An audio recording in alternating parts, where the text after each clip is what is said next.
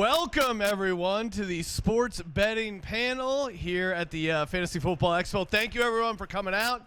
My name's Sean Green. I'm the co-host of the Sports Gambling Podcast, co-founder of the Sports Gambling Podcast Network. So we're going to start off just, introing ourselves here, intro the rest of the panel. I started the Sports Gambling Podcast with my co-host Ryan there back in 2011. Again, the podcast was called Sports Gambling Podcast because no one had thought to do a sports gambling podcast. It was still mostly illegal. It was a completely different time. It's been awesome to be a part of this growing industry. So start things off, intro ourselves, and the favorite bet we hit in the 2022 NFL season. For me, because everyone loves a good tout, my favorite bet that I hit last year was Austin Hooper 2 touchdowns and the Titans money line on Thursday night that paid 125 to 1, so won 12 grand there. Dalton, you're up next. What's your background in sports gambling, and give us your favorite tout from last year? Well, my background in sports gambling is I'm just a full-time degenerate who also loves the crazy long shot plays. And yeah, so I love ripping the long shot. That's why I think we kind of get along, is they're ripping the craziest long shots, but we're doing it with some process behind it and stuff. So my favorite bet I hit last year, we started off the season strong. Saquon Barkley, 40 to 1, most rushing yards of the week, and I saw him broke one off the sideline, and I was, Saquon, let's go, baby. Hit the end zone, and we ended up cashing that one. So it was a good start to the season. Right now I do my work stealing lines right now, so a lot of my stuff is based on like player prop bets and whatnot. But yeah, that's kind of my background a little bit. Hand it over to Sam here. So my name is Sam Wagman. I work for the Game Day as a fantasy and betting analyst over there, and I like Dalton. I am just a true degenerate.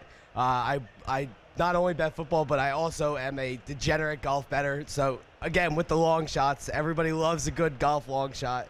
Ripped a few 100 to 1 first round leader bets in golf last year. But my favorite football bet that I made had to be when I bet A.J. Brown to score 3+ touchdowns in the Pittsburgh Steelers game. That was I think that was about 35 to 1, and that was a beautiful way to spend a Sunday, was watching A.J. just destroy that defense all in the first half as well. So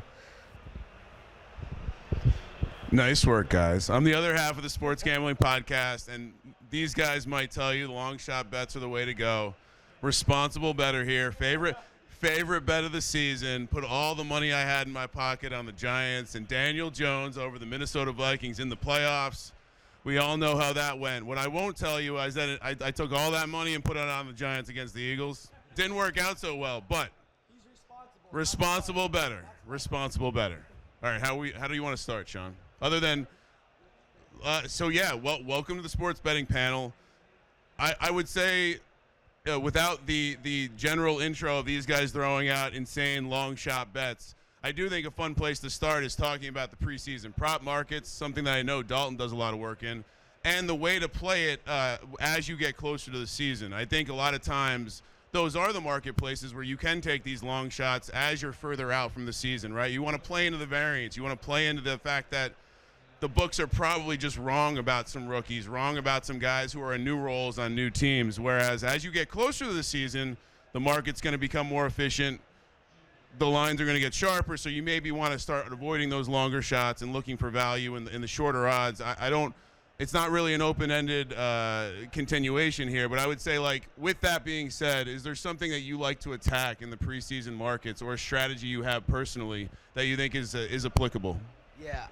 For me, preseason is all about trying to find value on longer shot bets as the season is farther away. And then, like Ryan said, you start to attack the shorter line markets as you get closer to the season, because those lines just get sharper and sharper and sharper. For me, I like to attack a lot of unders earlier in the offseason because of the fact that so many things can happen to make a bet go under.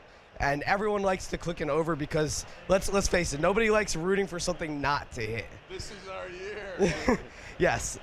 So for me, I like to attack like rushing and receiving yards, like all those yards bets. taking unders is a very fun way to do that because so many things can happen. An injury can happen in practice. Someone can zoom ahead, in training camp or in OTAs. A rookie can surge ahead. So many things can different happen there. So one of my favorite things to do is attack all those rushing and receiving yards props that I think are overweight and overvalued because of past performance, and they're not taking into account a new rookie or a new situation, ambiguous situation, new coach, new scheme, and try to just hit as many unders as I can earlier in the season before those lines move and get to a point where it's kind of unsustainable to bet them.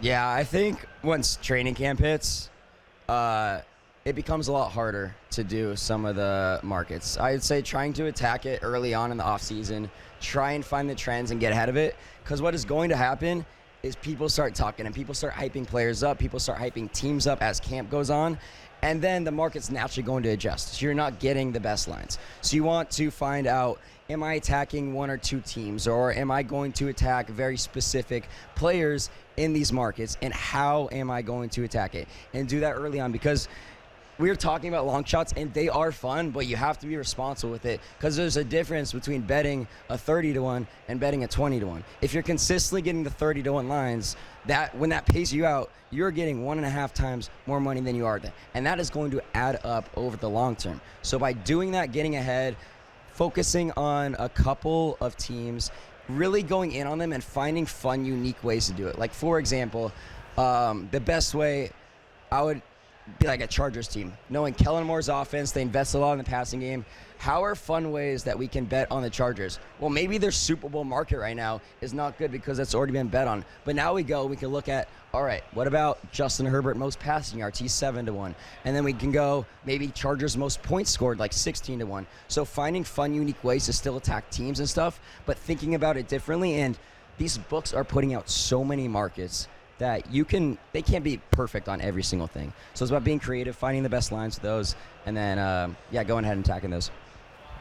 Yeah, great points by my fellow panelists here. I would add a couple concepts and then specifically, I think for conceptually, like what Dalton was saying, finding when you're doing the preseason bets, like think of scenarios, and then all right, let's say I'm high on the Jaguars this season coming into the preseason. What's the best way to get excited about the Jaguars? Okay, I think they're going to go on a run. But let's look at some of the possible bets and compare what's better. Trevor Lawrence MVP, Jags to win the conference, or I think for me in that particular market, Jags to have the number 1 seed, I think is the more interesting way to play that. Because if the Jags are the number 1 seed, maybe Lawrence gets the MVP, maybe he doesn't, but that price is pretty similar to them winning the conference. Now, I think once they get in the playoffs, you're going to have the Chiefs, the Bills, maybe the Dolphins. You have much more competition once you get into the playoffs, but you're in the AFC South. If you think they're going to be down,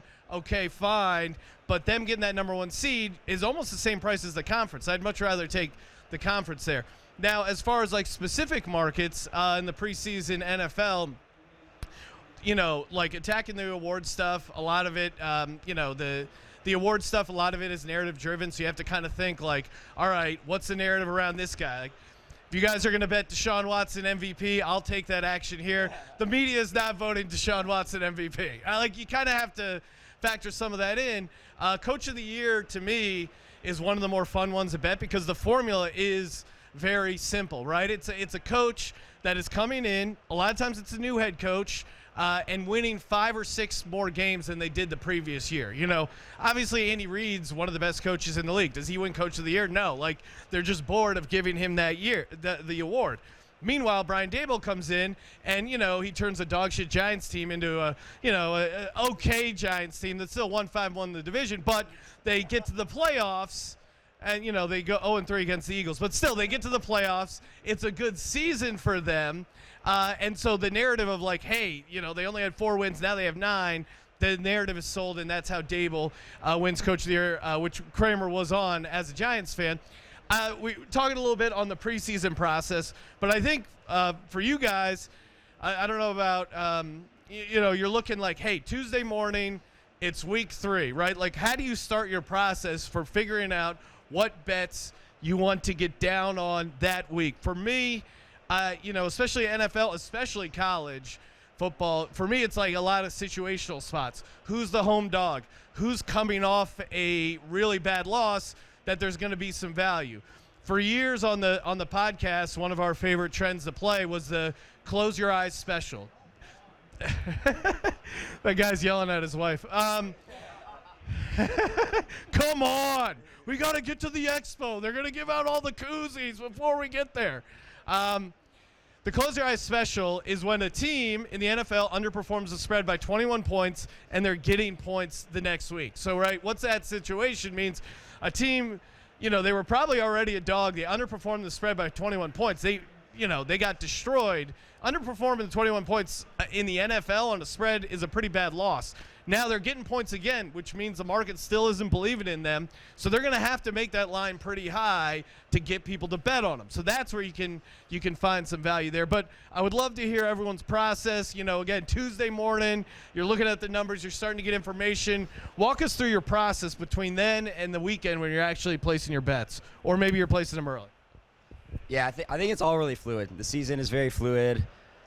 We can have preconceived notions of what the season is going to look like at first, but until like week 4, 5, 6, we really start to get an idea. Okay, these are the good teams. These are the players who are breaking out, the players who are underperforming, and using that to our knowledge. So I would break it down into 2 components. One would be before we start to get an idea, and then one would be after. And what my weeks look like at the beginning is I'm using almost like some of my fantasy football knowledge, understanding what some of the beat reporters are saying as well, and I'm attacking not matchup-based, I'm attacking more talent-based, and I think about guys that are undervalued or maybe guys that I think might be overvalued based on their perceived role.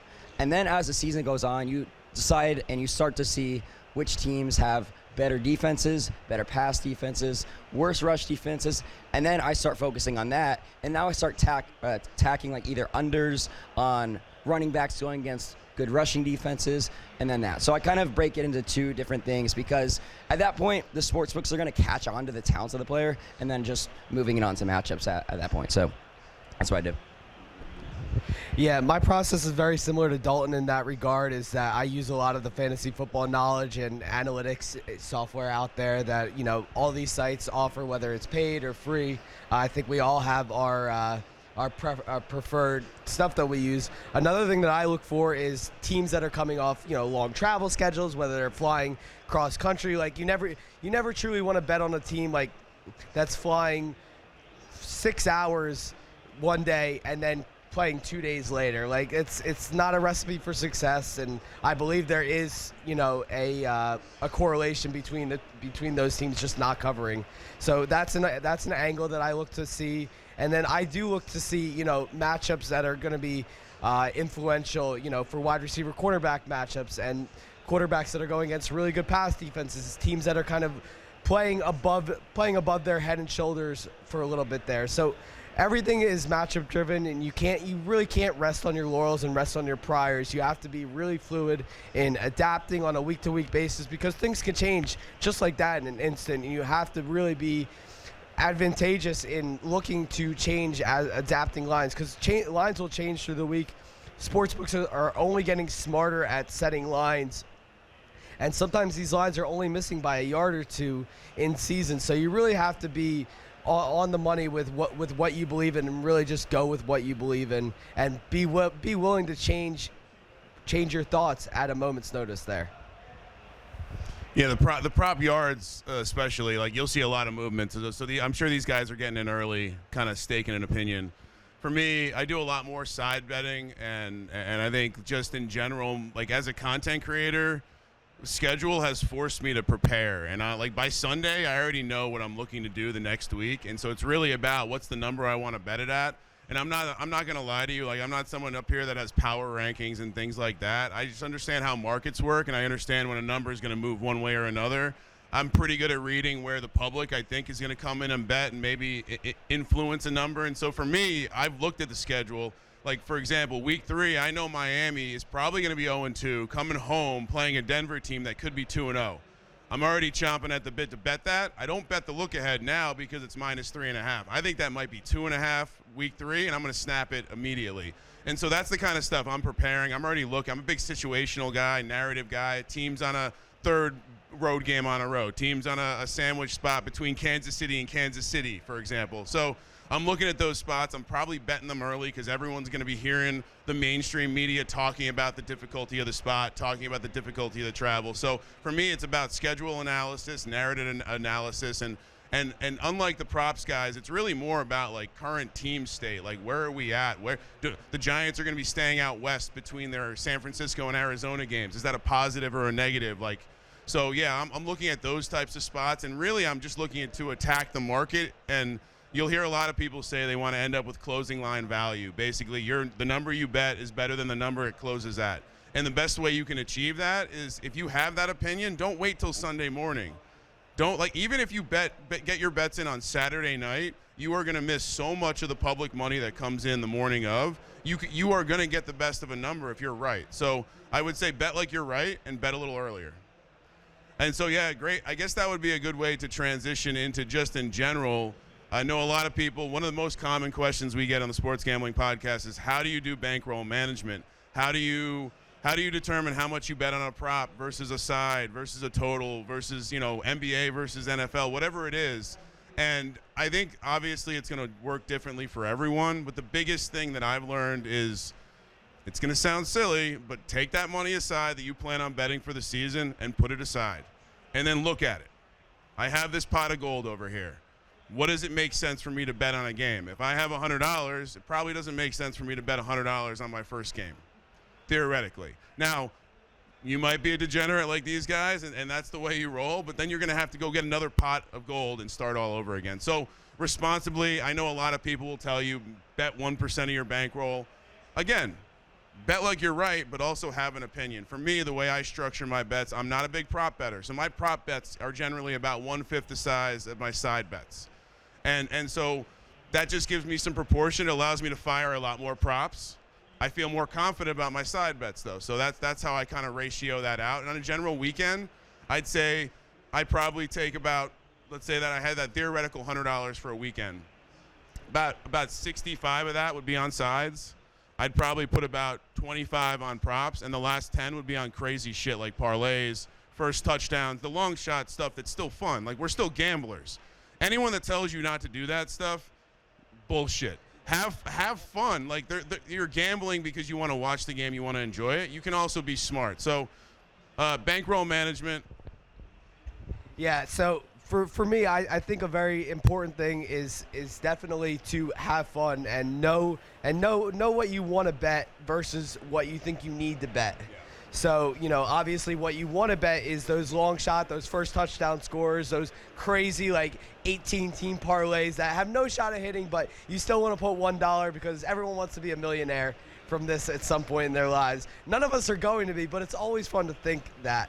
For me, I like to tier my bets out into 3 different tiers, and like Ryan said, you want to tier your bets out into what you're confident about, what you're mildly confident about, what you think might have a shot at hitting but most likely doesn't. And for me, that ends up being the prop bets I'm mostly confident in, the side bets I'm mostly confident in. My 2 to 3 game parlays go in the middle in the tier 2, and then everything long shot goes in tier 3 because I'm putting the least amount of my bankroll in that given week on there. And I don't think it's necessarily that important to structure yourself out to where you need to spend a certain amount of money each week. I do think it is really important to keep an eye on that, keep just a side eye in your peripheral. Know what you have to bet with, know what you can afford to lose for any given week, because there are 17 to 20 weeks of a season depending on how long you bet. So you don't want to have to run out of money, like Ryan said, have to go back and find another pot of gold. But you do want to be able to have fun and give yourself enough rope to hang yourself on any given week there.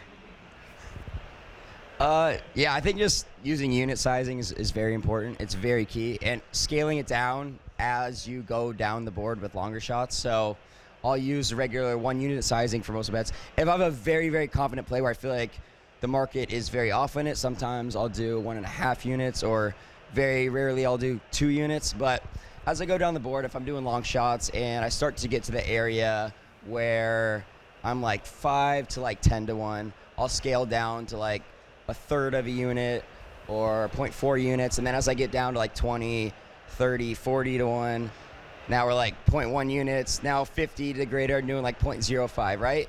And every single week is going to be different. Like, you're going to lose. You're going to have losing weeks, and making sure you're not overextending yourself is the most important thing, because it's going to be like this. It's going to be up and down. And especially the more percentage of your things you're doing on straight bets, you're not going to have that much. But for me, what my betting looks like is I'll have a massive spike week, and then I'll be down, down, down, down, down. And then that one bet or that 1 or 2 bets you hit goes back up. But it's like that trickle effect where you're slowly getting up as it's going on is very important. And understanding what you're trying to do matters a ton, because you have to prepare yourself for what that's going to look like. And you can't be like, well, shoot, I just lost 3 weeks in a row. But you're also only betting long shots. Like, you have to also understand what it is you're betting as well, and preparing for that. So, yeah. Yeah, I mean, obviously bankroll management, important, kind of deciding, like Ryan said, you don't want to be depositing a ton of times throughout the season. Maybe pick $1 amount, go in on that, and, use that to manage throughout the season. I mean, honestly, I think, like, a lot of people that are just starting out in gambling are like, all right, this is going to be a part-time job. This is going to be, hey, I'm going to quit my regular job and become a full-time gambler. Like, I think you have to be real. This guy's shaking his head. He's like, it's not going to work out like that. I think a healthy way to look at it is, that money that you save for, like, going out to dinner or going out to a movie or going out with your buddies and watching the game at the bar, like, that amount of money that you're setting aside in your normal, like, way you budget out your money, like, that's probably where your gambling money should be kicking around in, right? Like, when you go to, when you go out to dinner, you're not like, oh, I lost $100 on dinner. You're like, oh no, I had this experience for a couple hours. I got a meal. It was fun. You don't feel like you lose it. Where I think that's a healthy way to look at sports gambling, of like, hey, I'm putting $100 on this game. I'm getting 3 hours of entertainment. All of a sudden, I care about this Jags-Titans Thursday night game more than I would normally care. Like, normally, I'd just be like, it's not that interesting. But you're paying for that excitement, right? And so, yeah, you never walk into a movie theater and walk out with $200, right? You watch the movie for 2 hours, you're entertained, hopefully, and then you go home, and that's it. I mean, I think you should look at sports gambling in a similar sense of like, hey, you're paying for this entertainment. Obviously, winning's more fun. We put a lot of time and energy into trying to be right and trying to win. But I think also as a casual fan, casual bettor, you should be like realistic of like, hey, not starting off with like, this is going to be my job. Because it's you'll have, like Dalton was saying, you'll have good weeks, you'll have bad weeks, especially in the NFL. I mean, obviously that's what makes it so fun is the unpredictable nature of it. I guess I would also I would be interested talking to you guys as far as, well, actually this is probably a good time. Does anyone in the audience have questions? Because I feel like I want to hit on stuff that you guys want to know. So the first question I wanted to ask was, what's the main prop bet that you've gone into this season that you think you're definitely going to win? Like, mine is Atlanta Falcons are 8.5 for over/under. I'm betting the under because I just don't like their quarterback play. But well, this is hilarious because Ryan over here has been a diehard Atlanta Falcons fan, even though he's a New York Giants guy by heart. He's been all over the Atlanta Falcons, so I'll let him defend his position here. It's an admirable position. I think a lot of people share your opinion of Desmond Ridder. I just think you see Arthur Smith with that mustache and the attitude, lifestyle choice, not for everyone. A lot of physical guys on that team. Mac Hollins looking pretty yoked. Kyle Pitts, Drake London, Bijan Robinson, who, by the way, you're throwing out prop bets. Bijan Robinson to lead the NFC South in receiving. You want to have fun with a long shot, 50-1. Might catch a lot of passes. But to answer your question, yeah, I'll throw that Bijan prop out. You're 8.5 over under 8.5. I'll give you a 50-1. Okay. My most confident bet is Kyle Pitts to win MVP, 500-1. No, I'm just kidding. I think my confidence comes from the market moving in my favor. Like if I see something move a ton since I have bet it, that will naturally give me a lot of confidence in it. One of them that I would say like is probably my biggest stance right now is the Jags to win the AFC South. And I know we might have some different takes around here, but the way I look at it is just even if Trevor Lawrence were to get hurt or something along those lines, I think you could make an argument that the Jaguars still might be the best team in that division. They have some up-and-coming second-year guys. Calvin Ridley's going to be massive for them. I'm almost throwing Trevor Lawrence's first year out of the window. Because Urban Meyer, Urban Meyer. And then we go ahead and see him in his second year do a lot better. His third year, he's going to have that natural progression. And their schedule sucks. They're playing the AFC South 6 times. Anthony Richardson, C.J. Stroud as rookies. Ryan Tannehill with one of the worst defenses, terrible offensive line. Also, they're playing the I can't speak right now. Sorry, guys. NFC South this year, and they're probably one of the worst divisions as well. So I think there's a lot of room for the Jaguars to really just crush their division. They could win it by 3 games, 4 games, and it's hard for me to see a lot of scenarios where the Jaguars aren't at the top of the division. So they're a big stance for me. Let's see. My most confident bet that I've taken is probably going to be for the Seahawks to win the NFC West, which, again, is going against the grain here. But, you know, if we look at what we've seen from the 49ers, it's a very highly efficient offense, but you're relying on a quarterback who was still Mr. Irrelevant last year, had his arm completely torn up by a very, very vastly superior defense last year in the Philadelphia Eagles. And coming in, I'm not a Brock Purdy believer. I think Kyle Shanahan's offense is good, but I also think it's a very beatable. I think it's a very beatable offense. I don't think the defense is going to perform as well as they did last year. I think the Seahawks are just a very, very big ascending team. I not only took them to win the division at 6-1 back in February, I also took them to win the NFC at I think it was 35-1. I took them to win the Super Bowl at 75-1, all on the same day. So I'm a massive Seahawks fan. I think the NFC is as weak as it's been in 20-plus years. I think there's plenty of room for the Seahawks to make a run with the offense they have, drafting Jackson Smith-Njigba. That defense is young, it's hungry, it's very, very strong. Pete Carroll is as good as he's ever looked. Bringing in Shane Waldron to run the offense is going to do a lot more than people think. And I think Geno Smith is going to have just as good, if not a better year than he did last year. So the Seahawks, 6-1 to win the NFC West is probably my favorite bet that I made so far this offseason. Full-blown Geno stan here. Wow. All right. Yeah, so serious, confident bet. I'll give you 2. I fade the rookies. Bryce Young to me, and the Panthers are being given so much respect. 7.5. Again, you look at what rookies typically do. It's not like this roster is loaded. I know some people are high on the defense, but I got to see it. They traded away their best offensive weapon, and then also Anthony Richardson. I'm not an Anthony Richardson guy. I watch college football, guys. Newsflash. And I get it. He's exciting. He's sexy in underwear, and he can run fast and throw far. But for him to have a win total at 7.5, that feels disrespectful to actual NFL teams. And so, yeah, I'm pretty low on them. So under both of those teams at 7.5. Any other questions? So my question is regards to like adjusting a couple weeks into the season on a season-long prop. Like if you were to take the Jags to win a conference, or you pick somebody for MVP and they start off slow, do you normally find yourself, doubling down on that, or then are you going to fade and hedge your own bet? The question was basically if you have a position on a team and it starts poorly, are you going to reinvest? Are you going to re-up at a better price, right? Yeah. Sure. So, yeah.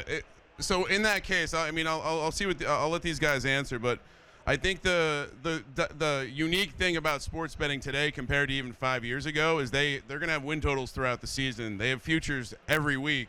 And so, yeah, personally, early early failed success I will buy back into at a better price because of the small sample size. I think the longer you get into the season, the harder that gets. But I'm a believer that I will increase my price by buying back in, especially, let's just say, the first 6 weeks of the season.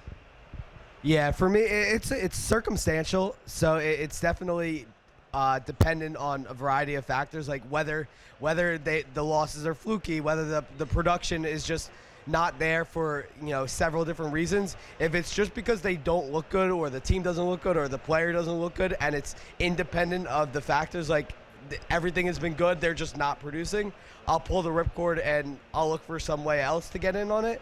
But like Ryan said, if there is a way to do it that makes sense and the production around them works to the fact where I can see this being a fluke, based on a 2-week sample size, I'm happy to buy back in on it. And to be clear, specifically, if you look through the win-loss, if the win was fraudulent or the loss was fraudulent, that's the important thing to look at there. Yeah, again, it's all context driven when it comes to that. Also, a couple of factors I look at, when it comes to division bets, would be, have they already played 2 division games? Do they have opportunities to catch up against the teams that they're going against? Were they a tough part of a schedule where they're playing multiple road games? Do they have a lot of home games left? Are they going to get a player back from injury? Was some player hurt? I think those are all good things to look at. I also think that looking at the live betting market, I try and keep my personal stances of what I've already had and adjust to everything. And I'm not necessarily looking to double down on something unless I feel like there is something out of whack. But, I'm also here still running Kyle Pitts back this year, so I don't know. We never left.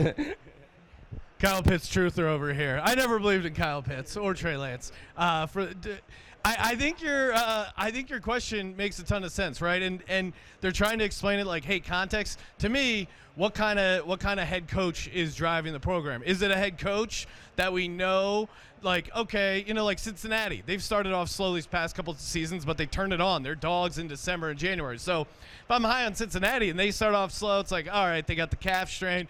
They have excuses. Even with the Jags started off slow last year. Okay, Doug P, maybe he could steer the ship. So, all right, I could talk myself into that. But again, it's why did you like them to begin with? Are you seeing what you liked about them in those first couple losses? But, hey, it was bad turnover luck, weird weather game, fluky injury. To me, I think the stuff that it's where there's less variance game to game is offensive and defensive line play. If you're watching that game and they're just getting their ass kicked up front, it's going to be hard for them to turn things around. Now, if they had some tip ball interception, bad fumble luck, missed field goals, you can talk yourself into that, straighten itself out 100%. So again, I think it kind of depends on the team, how those losses happened, as far as adjusting your bets there. Coming back as far as bet I'm super confident on, one team I'm just fading completely is the Las Vegas Raiders. I've just never seen anything good out of Josh McDaniels. Anyone in the audience, please tell me an awesome Josh McDaniels season as a head coach. I haven't seen it. Jimmy G's got the foot issue. Devontae Adams wants out. Josh Jacobs isn't in Las Vegas. It just seems like nothing is going to go right for this team, and they're in a really tough division. So, again, I think they're a fun team to fade. Not only obviously under on the win total, but some of these other fun props of fewest points, fewest wins, because I could see that season going sideways and staying sideways for the Raiders. Anyone else have a question here? Come on, someone's got a question. This guy's got a question. Because I want to make sure we hit on the stuff you guys want to know. So I guess on Sunday mornings, do you guys look at the weather forecast and then maybe play some unders or overs than you anticipated? And then what book do you guys consider the sharpest for spreads and totals? Is it Pinnacle or something else? Both great questions. As far as the sharpest books, Pinnacle is considered super sharp, but honestly, it depends on your state. It depends the options you have. Maybe you have options offshore. Maybe you know a local guy. Hey, I'm not wearing a wire. honestly, just whatever bet you like, wherever you can get the best price, right? So again, like overall big picture, take advantage of the sign-up bonuses, take advantage of like having multiple options. I'll let everyone else weigh in as far as that stuff. And the weather to me is one I think that like can suck people in that really doesn't matter as much as we think. Like snow, you think like, oh, snow, pound the under. But if you actually look at the data there, a lot of the snow games end up going over. One, because the line jumps down, but two, like guarding a guy, like if you're a defensive back, covering a guy in snow is super hard. So you'll have broken plays that'll add up to a bunch of points, some weird fumble that the guy will land on in the end zone.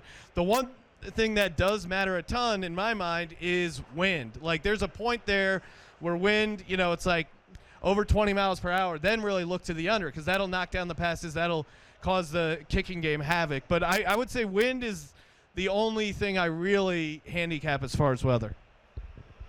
Yeah, so sharp reference point, Pinnacle, good one. Circa, obviously, love the Circa. They don't give out bonuses, so that should tell you all you need to know about their lines and what they're doing over there. As far as weather, I'm not a weatherman, not a meteorologist. Wind seems to matter. I'll get to the office early on a Sunday, maybe like 6 a.m. on the West Coast, and I'll just fire up God's Eye. We have an 8 TV screen set up, pretty awesome.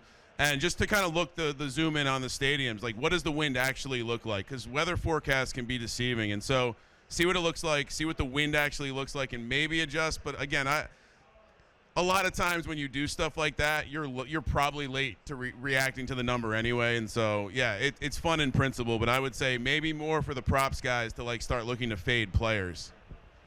Yeah, definitely more with props. Again, with the sharps, Pinnacle, Circa, both are great. As far as weather, you have to remember, weathermen not very good at predicting the weather overall here. So it is very hit and miss. They can be right down to a certain point. Wind is definitely a deciding factor for me. I think a lot of people read into rain as well as something that affects games. It really doesn't. The ball is still catchable in slippery conditions. Wind is definitely the X factor because if you've seen games in the past where there've been like 25, 30 mile an hour gusts and the ball is literally going like this on a kick, that ball is just never going in. That could shave 7-8 points off right away because teams are just not going to kick. They're not going to go for extra points. They're not going to go for field goals. They'll go for 2-point conversions. They'll try more devious stuff that may or may not work. So as far as that, wind is the only thing. But for me, I don't read a ton into weather because I don't trust weathermen. So it's not a reliable system for me, and things can really change like that. I live in Florida where it can be raining for 5 minutes and it can be sunny the next. So weather can change on a dime depending on where you are. So it's important to look at look at locales and where teams are playing as well, and kind of judge it based off of that. So take everything with a grain of salt, and each game is going to be different in that context. Oh, I love weather games. They're great. They're incredible. The thing is, I think for prop betting it's a lot different because you can kind of get a general idea a few days before they start talking about it. But what happens to the totals is those start to move. What doesn't necessarily move as much is the props. So the biggest game I think I bet on last year in terms of props was the Saints and the Browns. I don't know, with 25 mile an hour winds, whatever, and I was under every single receiver, under on Deshaun Watson, Andy Dalton, and then it's like, okay, like now we're just doing running backs, alts on like Chubb and stuff, and like some hit, some don't, but like overall just like getting your things in that because it is going to be a very specific script in that game, right? So you know that, and you're also in the scenario too where suddenly the weather's not as bad anymore. Like, okay, like you're fine, but you're still in a position to where now the lines have moved 20 yards in your favor, whatnot. So I would say that's usually my first thought. It's not like, am I betting a total? It's in a scenario in which the weather has a massive impact, I have just an incredible edge. And if not, like, okay, cool. Like I'm at a 50-50 sweat right now. So I think it's definitely a good way to look at it. Yeah, just kind of adding on to the weather stuff a little bit. You mentioned sweat, and I think that actually, like, the heat itself is something that's probably not factored in enough. Like, one trend we're always on is looking to Miami Dolphins home games early in the season. I mean, a great example last year was that Bills game. Bills came in as a road favorite, and if you follow any of the Florida teams at home in September, they're great. Why? Because they put the visiting team in the sun. They call that the giant thermometer game, where they have the sideline reporter like it's 112 on their sideline. Meanwhile, they're in the shade with the cool misters. So stuff like that, I think a lot of times doesn't get priced in the market, or if it does, it's priced in late, right? So people wake up Sunday morning, they're like, oh, it's hot as shit in Miami today. But really, you should know, coming into the season, Miami home games early, that's a great spot. You've always seen New England struggle down in Miami, probably the weather, a lot of the similar reasons there. And elevation, while not technically weather, I think definitely worth talking about and handicapping, right? Denver Broncos, week 1, week 2 home games, ATS, it's been 64% for 20 years. So there's obviously something there early in the season, especially now where they're super soft on these guys, training and whatever. Their cardio's not up to snuff. Now, as things go on, maybe the Broncos, it's a bigger market. People think about that, but really, it's good to take advantage of it in college, especially college football. I mean, Laramie, Wyoming's 8,000 feet, and I guarantee you them as home dogs is not priced in. They were a 10-point dog to Air Force, won outright. So there's good opportunities there. Colorado Springs, Fort Collins, Colorado for Colorado State. I made a ton of money last year on New Mexico basketball because, again, the market doesn't factor in what an advantage that is, having that elevation. And it's not, even Salt Lake, similar thing. It's up there. It's not quite a mile high, but, so finding little edges like that historically has been really good. What's another question in the audience here? Any sports gambling question you got? Someone's got a question, I know. Or how about this? Who's got a winner? Someone in this audience has a winner. Let's talk out your bet. Give us one winner. You got a winner? You're looking at me. Come on, give me one winner. What do you got? Just get one bet you like for the NFL season or college. I don't get why Bijan's supposed to be taken higher than Chubb for not really proving anything in the NFL yet. I like Chubb's consistency. I know that's not a sexy bet, but I just would take the over on Chubb. I don't know. Well, let's make this sexy because I'm with you, sir. I'm with you because I think Bijan Robinson, his rushing yards, I mean, you have Arthur Smith going, hey, we're going to use this guy as a weapon. You have Tyler Algier. You have Cordero Patterson they're going to use in the passing game. I like going Bijan under 1,000 rushing yards because I don't know if it's going to be there because they might be throwing the ball a bunch to Bijan. Now, to your point, taking him over Chubb, I'm with you. Chubb's going to get all the goal line stuff. We don't know that about Bijan. They have a running quarterback a little bit there in Ritter. There's a number of ways Bijan fails. Nick Chubb, the only way he fails, in my mind, is injury, right?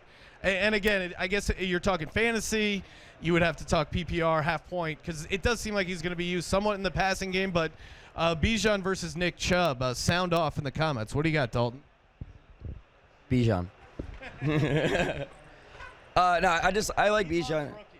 I love rookies. I weirdly just all my favorite players go to the Falcons, so it's just Bijan, Drake London, Kyle Pitts. It just so I have to like the team. It just happens. But I think one thing with the Falcons that is really making me excited about Bijan is Tyler Algier last year ran for 1,000 yards in that offense. Their run blocking is probably, on paper, top 3 offensive line in the game.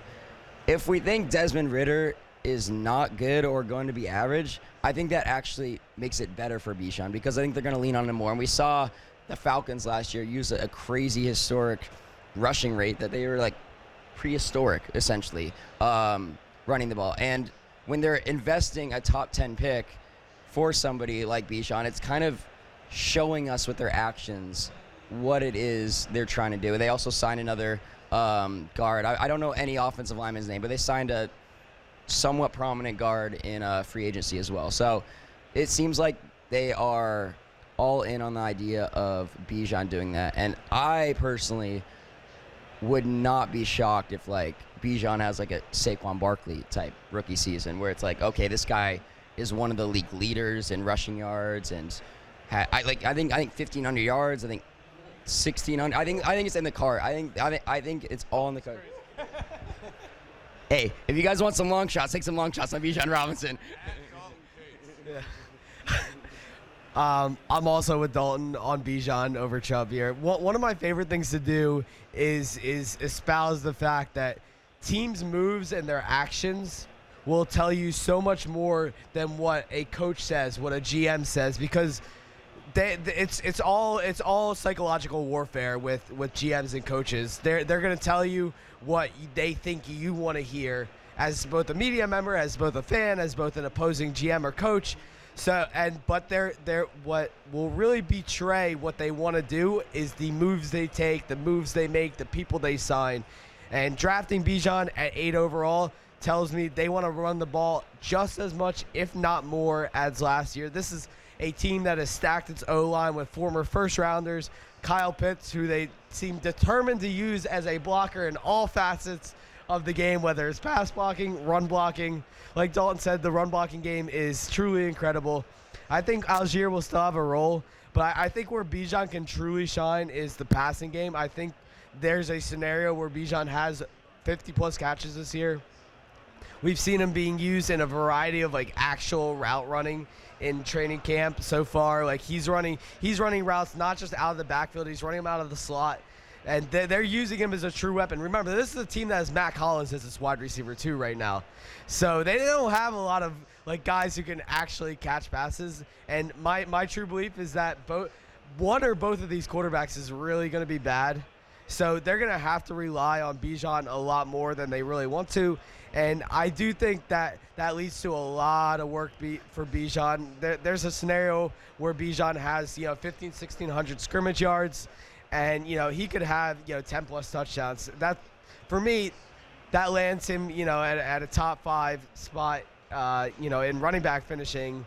For me, he's my running back, too. I love Bijan this year. So. Wow. You wouldn't say that to Matt Collins if he was in this room. You wouldn't say he can't catch the ball.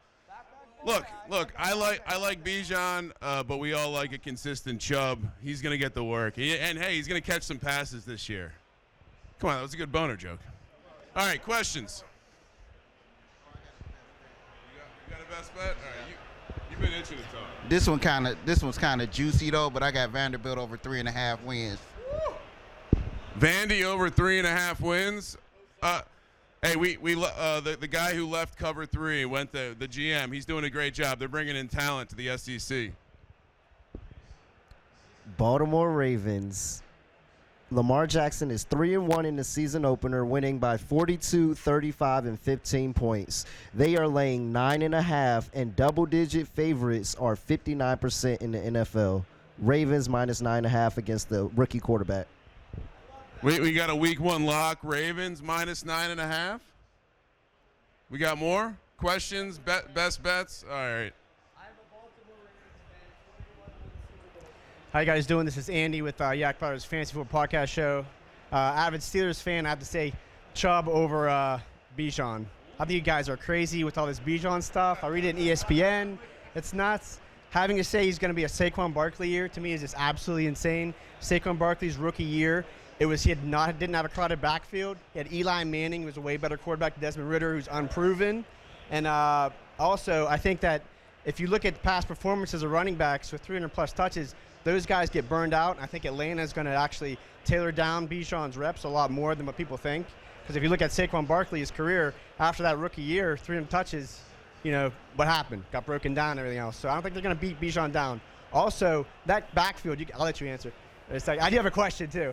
That crowded backfield, Cordell Patterson's a monster, and Tyler Algier, he was excellent last year. You got 3 guys there that can produce. I love you, sir. 3 guys that can produce. So Bijan, the hype, I won't be getting him this year because someone in my leagues is going to reach for him, first round. I'm like, he's going to be good, but not first round. It's going to be a bust at a first round, More like 4th, 5th round pick, I'd say.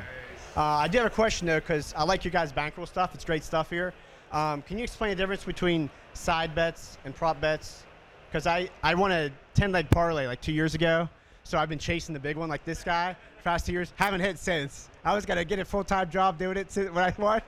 Didn't have it. Yeah, right. Yeah, so I mean, simple explanation. Like you basically have your even money bets, your minus 110 bets, your sides, your over-unders, your totals. And a lot of the prop bets are generally, hopefully, minus 110 each way, and then you kind of have the futures markets that are going to extend those long shot odds. Was that essentially what you're asking? Like when I think of prop bets, I think of like player props, like the rushing, receiving yards. Side bets, I don't know if you're talking about over/unders, who's going to win straight up money line or things like that. So yeah, when I'm saying side bet, I'm saying a team side. Like an ATS team side versus a player prop is like a yardage over under, and then I guess I would indicate then you have like the futures types markets, which is like most rushing yards in a weekend or whatever that would be. Any other are we wrap it? Oh yeah, Dalton, you want to retort the 9 out of the last 11 running backs to be taken in the first round finishes an RB1 their rookie season. I don't know if I should be worried that this is like recording right now because I had that take. So Are we going to be taking this nobody has like freezing cold takes like the number that they'll send it to if I was wrong. Daniel Jones will win the MVP this year. It's currently 75-1, maybe 50-1. I'm gonna max enter the underdog best ball mania. I'll be north of 60% ownership in Dan Jones. So if Dalton feels bad about his Bijan take, I'm now on record. So this is a great opportunity if you guys want to kick Kramer's action on 75-1 Daniel Jones. I mean, Daniel Jones not winning MVP would be my safe bet for the 2023 NFL season. Guys, this has been awesome. I think just closing it out, we'll go through maybe one final piece of advice for sports gamblers. For me, it's just like, just have fun. You know what I mean? Like, if gambling is like ruining your weekend or whatever, you know, hey, take a break. You know, go stick to your free fantasy league for a little bit. But, yeah, just honestly have fun. Obviously, check us out, Sports Gambling Podcast. We also have a booth over there. We're giving away an autographed Tyreek Hill helmet as a raffle. So a lot of other cool prizes over there. Come by, say hi. And, again, thanks for the time. And kick it over to Dalton here. Yeah, end of the day, sports betting, it's whatever you want it to be. If you want it to be entertainment, then treat it as entertainment. But like the moment that you think you're doing something and you're not aware of what your goals are with it, then that's where you can get yourself into some trouble. So understand what it is you want and then start doing things towards whatever that goal. If you want to make money, start tracking your stuff. Start finding out what's working out. If you want it for entertainment or want something fun to watch, then treat it as that, but don't expect to be a millionaire overnight. Like that's just honestly the most important thing. Be self-aware of what it is you want out of sports betting, and then from there, you'll be good. Yeah, just being realistic with yourself in terms of what you expect to gain from sports betting is the most important part. And it's a long season. You're not going to win a ton. You might not win a ton of money week one, and you might not have a winning season overall. Everyone has bad years, but the most important thing is you got to just shake it off. And you know, if you feel the need to retool the process. You know, look at the things that you did that year. Maybe you changed something. Maybe you didn't go with something that you'd done before. But being consistent with yourself and knowing what to expect, knowing what you should be doing is the most important thing. Just don't get too far ahead of yourself. Yeah, I mean, like Sean said, subscribe to the podcast, Sports Gambling Podcast, and honestly, like that. We built the whole show on comedy, on like a lifestyle of betting, because most guys are just trying to have fun, bet, play some fantasy, and enjoy the weekend. So if you lose, have fun with it. If you win, have fun with it. Like that's why you're being responsible in theory. But we've all had big losses, big wins. It's really like, to his point, like process, right? When I have that weekend where I did really bad, it's because I chased live 4 different times on my Giants. So it's like, all right. Betting with your heart, not a good idea, right? So just review the process, but really like focus on the fun aspect of gambling, right? Like having a sick take and being right, money in the pocket, and you get to be right with all your boys. That's what it's about. So have fun. Subscribe to the Sports Gambling Podcast. Check these guys out, and enjoy the rest of the Expo.